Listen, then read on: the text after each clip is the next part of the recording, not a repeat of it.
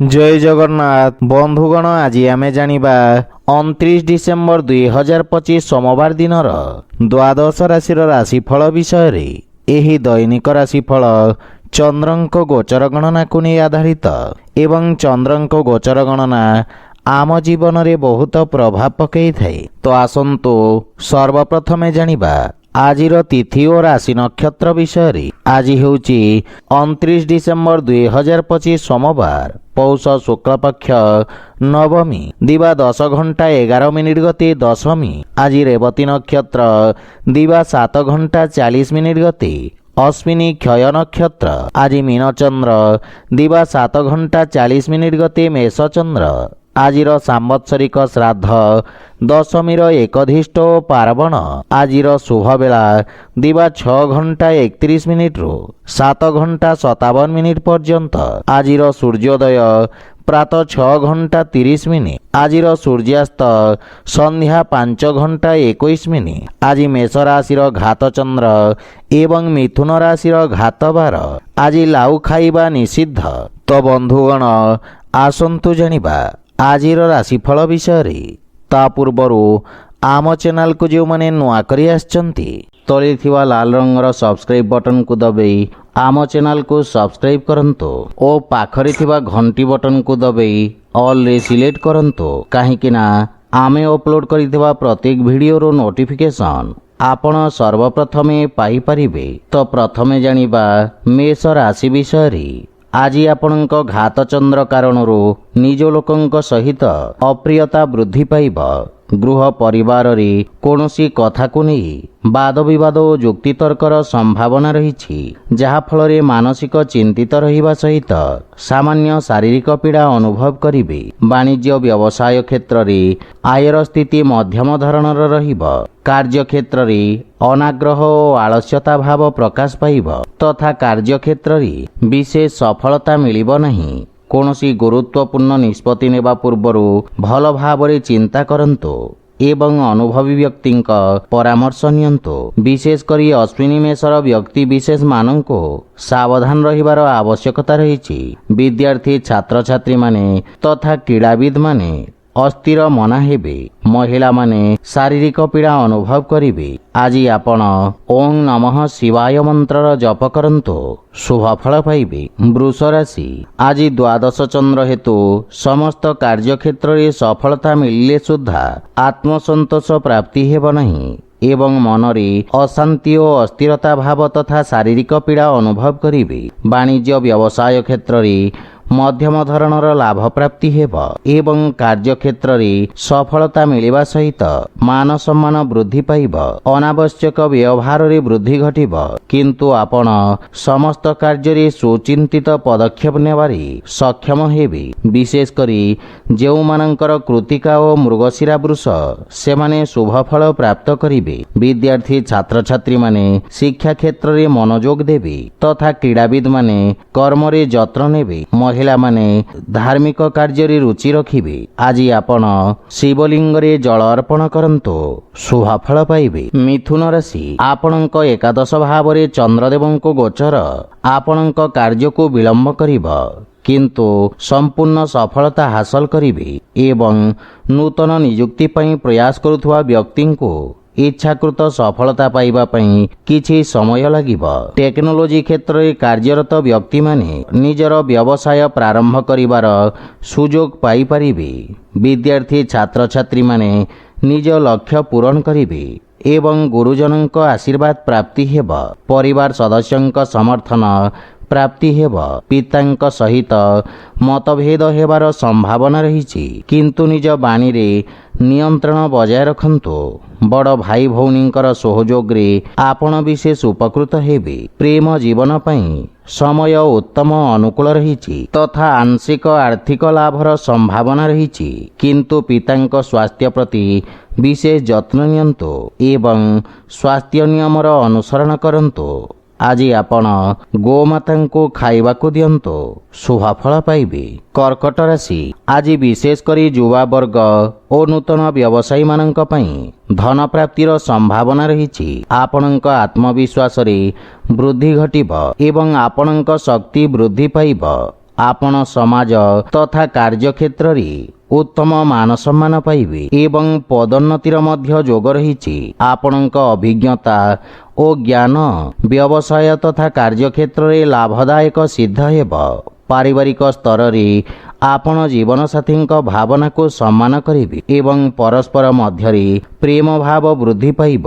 ମହତ୍ୱପୂର୍ଣ୍ଣ ବିଷୟରେ ଆପଣ ଚର୍ଚ୍ଚା କରିବେ ଯାହା ଜୀବନ ସମ୍ବନ୍ଧିତ ଗୁରୁତ୍ୱପୂର୍ଣ୍ଣ ନିଷ୍ପତ୍ତି ନେବାରେ ସାହାଯ୍ୟ କରିବ।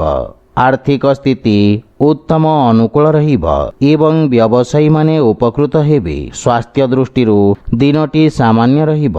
ଆପଣ ଶାରୀରିକ କ୍ଳାନ୍ତ ଏବଂ ଦୁର୍ବଳତା ଅନୁଭବ କରିବେ।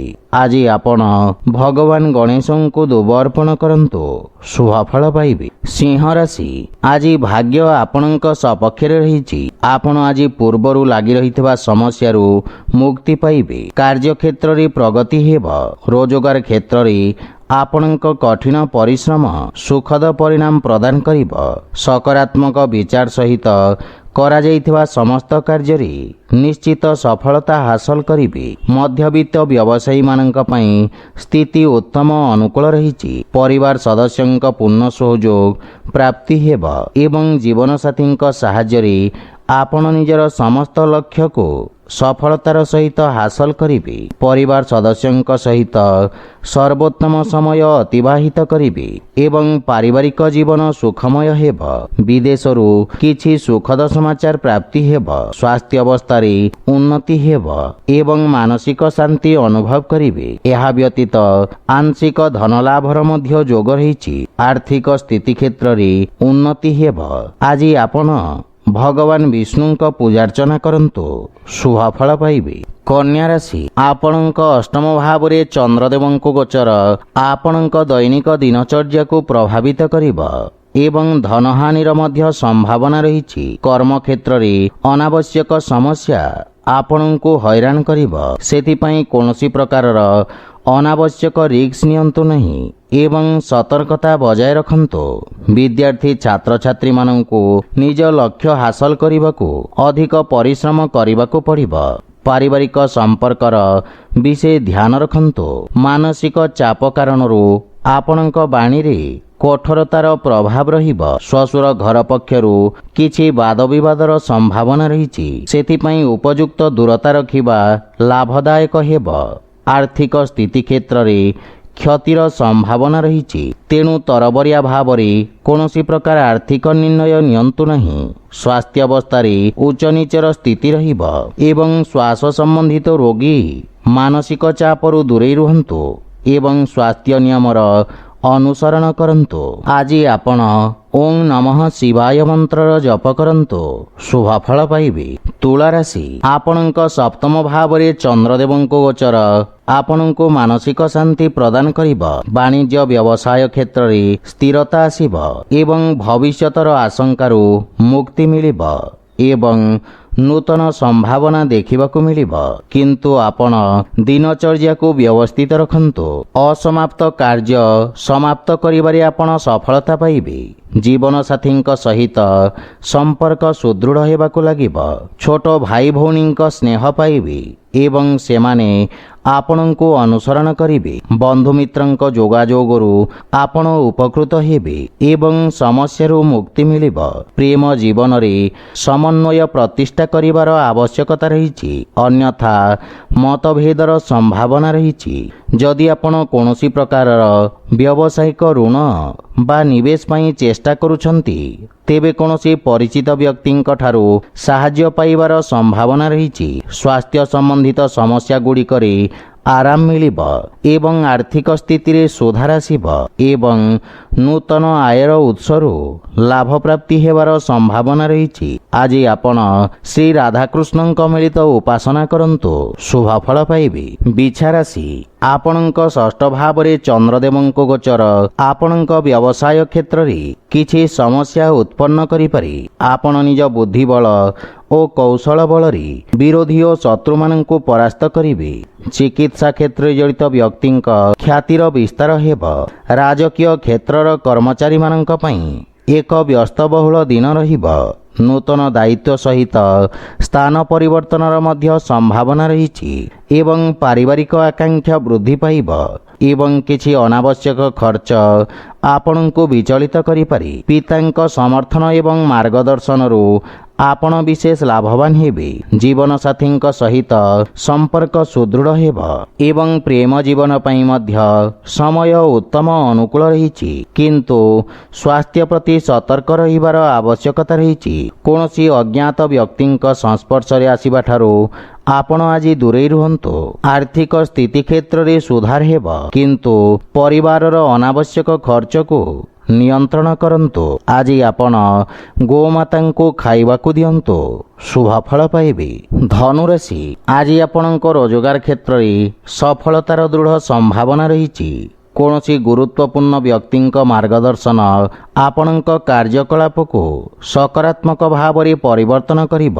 ବନ୍ଧୁମିତ୍ରଙ୍କ ସହଯୋଗରେ କରାଯାଇଥିବା ସମସ୍ତ କାର୍ଯ୍ୟ ସର୍ବୋତ୍ତମ ସଫଳତା ପ୍ରଦାନ କରିବ ଏବଂ ଆପଣ ଉପଭୋଗ୍ୟ ସମୟ ଅତିବାହିତ କରିବେ, କିନ୍ତୁ ସମୟର ସଦ୍ବ୍ୟବହାର କରନ୍ତୁ। ସଞ୍ଚାର ମାଧ୍ୟମ ବ୍ୟବହାର କରି ଆପଣଙ୍କ ବ୍ୟବସାୟକୁ ବିସ୍ତାର କରିବାର ପ୍ରୟାସ ଲାଭଦାୟକ ପ୍ରମାଣିତ ହେବ।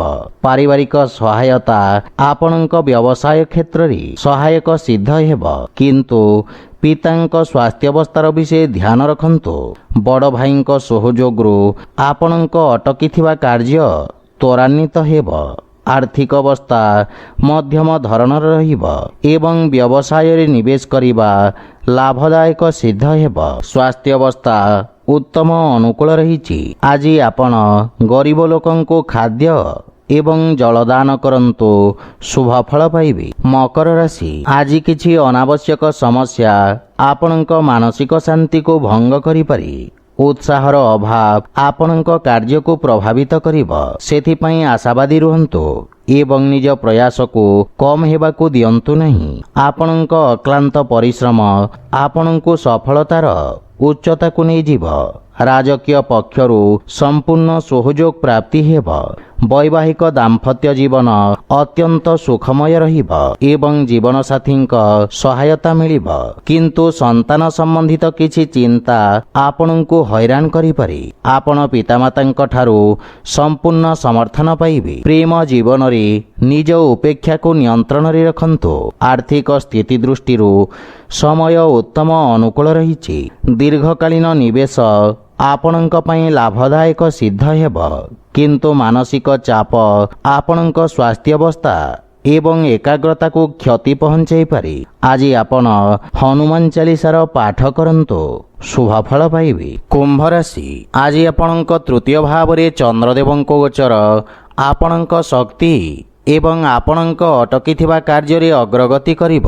ଷ୍ଟକ୍ ମାର୍କେଟ ଇତ୍ୟାଦିରେ ନିବେଶ କରିବା ଆପଣଙ୍କ ପାଇଁ ଲାଭଦାୟକ ପ୍ରମାଣିତ ହେବ। ବାଣିଜ୍ୟ ବ୍ୟବସାୟ କ୍ଷେତ୍ରରେ ନିଆଯାଇଥିବା ଅସୁରକ୍ଷିତ ନିର୍ଣ୍ଣୟ ଲାଭପ୍ରଦ ସିଦ୍ଧ ହେବ। ଭବିଷ୍ୟତ ପାଇଁ ସମ୍ଭାବ୍ୟତାର ନୂତନ ଦ୍ୱାର ଖୋଲିବ। ଆପଣ ପରିଜନଙ୍କ ସାହାଯ୍ୟ କରିବେ। ବଡ଼ ଭାଇ ଭଉଣୀମାନଙ୍କ ଠାରୁ ମାର୍ଗଦର୍ଶନ ପ୍ରାପ୍ତି ହେବ ଏବଂ ପୈତୃକ ସମ୍ପତ୍ତି ପାଇବାର ଦୃଢ଼ ସମ୍ଭାବନା ରହିଛି। ଭବିଷ୍ୟତ ଯୋଜନାଗୁଡ଼ିକ ଉପରେ ଆଲୋଚନା ହେବ ତଥା ସମସ୍ୟାର ସମାଧାନ ଖୋଜିବେ, କିନ୍ତୁ ଜୀବନସାଥୀଙ୍କ ସ୍ୱାସ୍ଥ୍ୟାବସ୍ଥାର ବିଶେଷ ଧ୍ୟାନ ରଖନ୍ତୁ। ସନ୍ତାନ ପକ୍ଷରୁ ସୁଖଦ ସମାଚାର ପ୍ରାପ୍ତି ହେବ। ଆର୍ଥିକ ସ୍ଥିତିରେ ଉନ୍ନତି ହେବା ସହିତ ନିବେଶରୁ ମଧ୍ୟ ଲାଭ ପ୍ରାପ୍ତି ହେବ ଏବଂ ସ୍ୱାସ୍ଥ୍ୟାବସ୍ଥା ଉତ୍ତମ ଅନୁକୂଳ ରହିବ, କିନ୍ତୁ ଜୀବନସାଥୀଙ୍କ ସ୍ୱାସ୍ଥ୍ୟ ବିଷୟରେ ସଚେତନ ରୁହନ୍ତୁ। ଆଜି ଆପଣ ବଜରଙ୍ଗ ବାଣ ପାଠ କରନ୍ତୁ, ଶୁଭ ଫଳ ପାଇବେ। ମୀନ ରାଶି, ଆପଣଙ୍କ ରାଶି ସ୍ଥାନରୁ ଦ୍ୱିତୀୟ ଭାବରେ ଚନ୍ଦ୍ରଦେବଙ୍କ ଗୋଚର ଆପଣଙ୍କ ବ୍ୟକ୍ତିତ୍ୱକୁ ଆକର୍ଷିତ କରିବ ଏବଂ ଲାଭ ହେବାର ସମ୍ଭାବନା ରହିଛି। ଆପଣଙ୍କ ଜୀବନରେ ଘଟୁଥିବା ସମସ୍ତ ପରିବର୍ତ୍ତନ ଆପଣଙ୍କୁ ସକାରାତ୍ମକ ପରିଣାମ ପ୍ରଦାନ କରିବ। ଆପଣଙ୍କ ଭବିଷ୍ୟତକୁ ଏକ ନୂତନ ଦିଗ ମିଳିବ। ବିଶେଷ କରି କଳାକ୍ଷେତ୍ର ସହିତ ଜଡ଼ିତ ବ୍ୟକ୍ତି ଖ୍ୟାତି ଅର୍ଜନ କରିବେ। ପରିବାରରେ ସୁଖ ଶାନ୍ତିର ବାତାବରଣ ଲାଗି ରହିବ।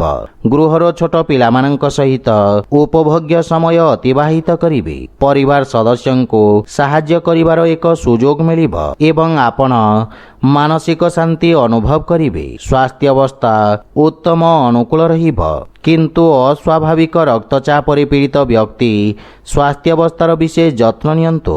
ଆର୍ଥିକ ସ୍ଥିତି ମଜବୁତ ହେବାକୁ ଲାଗିବ।